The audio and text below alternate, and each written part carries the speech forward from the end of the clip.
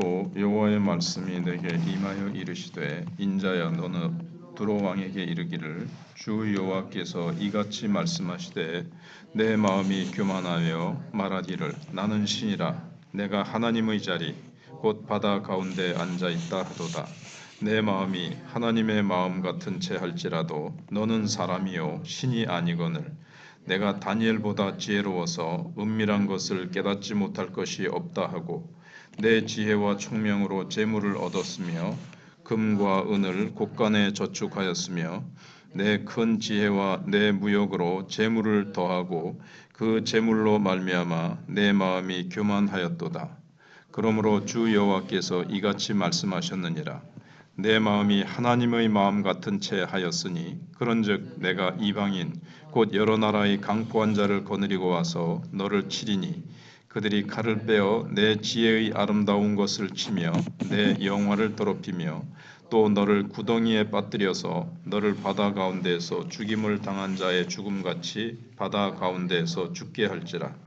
내가 너를 죽이는 자 앞에서도 내가 하나님이라고 말하겠느냐. 너를 치는 자들 앞에서 사람일 뿐이요 신이 아니라 내가 이방인의 손에서 죽기를 할례받지 않은 자의 죽음같이 하리니 내가 말하였음이니라. 주 여호와의 말씀이니라 하셨다 하라. 여호와께서 이같이 말씀하시되 또 내게 임하여 이르시되 인자야 두로 왕을 위하여 슬픈 노래를 지어 그에게 이르기를 주 여호와의 말씀에 너는 완전한 도장이었고 지혜가 충족하며 온전히 아름다웠도다. 내가 옛적에 하나님의 동산 에덴에 있어서 각종 보석 곧 홍보석과 황보석과 금강석과 황옥과 홍마노와 창옥과 청보석과 남보석과 홍옥과 황금으로 단장하였으며 내가 지음을 받던 날에 너를 위하여 소고와 비파가 준비되었도다. 너는 기름 부음을 받고 지키는 그룹임이며 내가 너를 세우매 네가 하나님의 성산에 있어서 불타는 돌들 사이에 광례하였도다. 내가 지음을 받던 날로부터 내 모든 길에 완전하더니 마침내 내게서 불의가 나타났도다. 내 무역이 많으므로 내 가운데 강포가 가득하여 내가 범죄하였도다. 너 지키는 그루바 그러므로 내가 너를 더럽게 여겨 하나님의 산에서 쫓아냈고 불타는 돌들 사이에서 멸하였도다. 내가 아름다움으로 마음이 교만하였으며 내가 영화로움으로 내 지혜를 더럽혔으며 내가 너를 땅에 던져 왕들 앞에 두어 그들의 구경거리가 되게 하였도다. 내가 죄악이 많고 무역이 불의함으로 내 모든 성소를 더럽혔으며 내가 내 가운데에서 불을 내어 너를 사르게 하고 너를 보고 있는 모든 자 앞에서 너를 땅 위에 죄가 되게 하였도다. 만민 중에 너를 아는 자가 너로 말미암아 다 놀랄 것이며 내가 공포의 대상이 되고 내가 영원히 다시 잊지 못하리로다 하셨다 하라. 여호와의 말씀이 또 내게 임하여 이르시되 인자여 너는 얼굴을 시돈으로 향하고 그에게 예언하라. 너는 이르기를 주 여호와께서 이같이 말씀하시되 시돈아 내가 너를 대적하나니 내 가운데에서 내 영광이 나타나리라 하셨다 하라. 내가 그 가운데에서 심판을 행하여 내 거룩함을 나타낼 때에 우리가 이르라.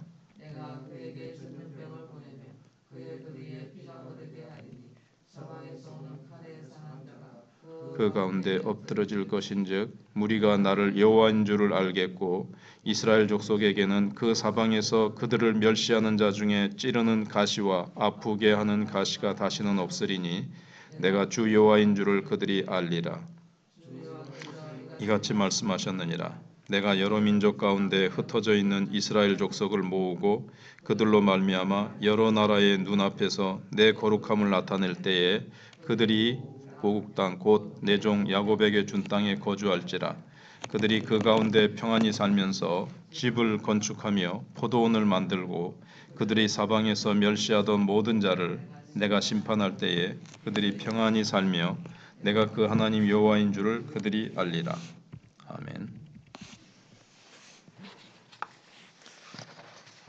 에스겔 28장은 두로를 향한 심판 예언이 계속해서 나타나고 있는데 더 절정으로 올라가고 있습니다. 이 두로의 왕의 교만과 타락을 집중적으로 다루고 있습니다.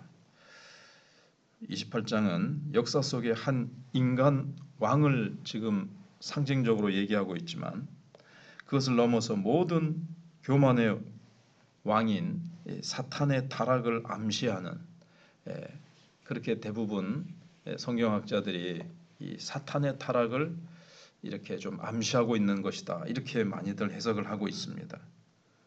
그래서 1절에서 10절까지는 두로 왕에 대한 심판입니다. 1절로 5절은 두로 왕의 교만한 모습이 나타나죠. 신이 되고자 한 교만. 두로 왕의 가장 큰 죄는 자신이 신이라고 자처한 것입니다. 그는 자신이 지혜롭고 부유하기 때문에 하나님의 자리, 곧 바다 중앙에 자기가 앉았다. 2절에 그렇게 이제 얘기를 합니다. 이거는 뭐 시대마다 있었죠. 지금도 북한에서는 3대 세습, 그게 자기를 신격화하고 있죠. 그래서 바다 중심에 앉았다는 것은 얼마 전 말씀드린 대로 두로가 섬 위에 딱 난공불락의 위치에 딱 있습니다. 그리고 해상 무역의 중심이 돼서 엄청난 부와 경제력을 이제 소유하게 됐습니다. 그 모든 자기가 성취한 부와 명예와 어떤 부귀영화, 그리고 누구도 침범할 수 없는 그런 높은 자리를 하나님의 은혜라고 하지 아니하고 내 지혜와 내 능력으로 이것을 내가 이루었도다, 그러면서 하나님인 채 하는 그 교만한 마음, 이것을 하나님께서 그냥 두지 않으시는 겁니다. 그래서 하나님께서 계속 2절과 9절에 너는 사람이다, 신이 아니다, 이렇게 단호하게 선언을 하십니다. 그래서 이 부귀영화 때문에 교만해졌어요. 하나님이 주신 은혜 때문에. 사탄도 처음에는 루시퍼라 그래가지고 찬양대 지휘하는 천사였다. 그리고 상당한 이제 능력을 줬었죠. 그런데 그것 때문에 이제 교만해져서 하나님을 대적하는 자가 됐습니다. 그렇게 이제 이 본문을 사탄의 타락을 암시한다고 이제 보기도 하고, 어떤 성경학자는 그냥 두로 왕에 대한 것이다. 그러나 교만한 인간들을 이야기하는 것이고, 여기 하나님의 동산에서 쫓겨났다는 것을 보면 첫 번째 아담을 얘기하는 것이다, 이렇게 보기도 합니다. 어찌됐든 그래서 하나님께서 이 두로 왕을 심판하시기 위해서 이방 민족 중에서 가장 강포한 자를 이끌어 두로를 치게 하실 것이라고 7절에 말씀합니다. 이게 이제 앞에서 말씀드린 대로 1차적으로는 바벨론 왕 느부갓네살입니다. 근데 나중에는 알렉산더 대왕이 이 해상에 있는 섬은 알렉산더 대왕이 완전히 멸절시켜 버립니다. 그리고 10절에서는 두로 왕은 사람들 앞에서 아주 비참한 모습으로, 신인 채 했다 하더라도 하나님이 비참한 죽음으로 멸망시키실 것이라고 말씀을 하십니다. 그리고 11절에서 19절까지는 두로 왕에 대한 애가가 나옵니다. 이제 타락한 그룹인데 너는 이렇게 덮는 그룹이었다. 지성소 안에 언약궤 위에 언약궤를 덮는 그룹이 있었죠. 아주 그 영광스러운 하나님의 영광을 시은소 위에 하나님의 영광을 이렇게 가리는 그런 자리였으니까 얼마나 그 처음 지음을 받았을 때 영화로웠겠습니까? 그래서 이제 이거를 두로 왕은 뭐 그룹이 아니었는데, 그래서 이제 이걸 사탄의 타락이 아니냐 이렇게 보는 겁니다. 그리고 최초의 어떤 교만한 자, 최초로 교만한 자니까 아담 아니면 아담도 볼 수가 있고 사탄을 볼 수도 있고, 또 더 확장시켜서 교만한 모든 피조물이면서 교만한 자를 이제 대표하는 거예요. 두로 왕이. 그래서 15절에 지음을 받던 날로부터 내 모든 길에 완전하더니, 그리고 12절에서 지혜가 충족하며 온전히 아름다웠다 그러는 겁니다. 그리고 13절에서는 그는 하나님의 동산 에덴에 있어서 9가지 보석이 쭉 나오죠. 그리고 나중에는 불같은 돌 사이를 왕래했다. 전에 성경에는 화강석이라고 되어 있는데 불같은 돌이죠. 그리고 기름 부음 받은 그룹이라고 되어 있습니다. 14절에. 그래서 하나님의 임재가 있는 그 성소를 덮어 보하는 어떤 천사적인 어떤 그런 존재였습니다. 그래서 두로 왕이 하나님의 은혜와 영광을 충만히 받은 특별한 지위를 가졌던 어떤 존재였다는 것을 암시를 하고 있습니다. 그러나 16절로 19절에서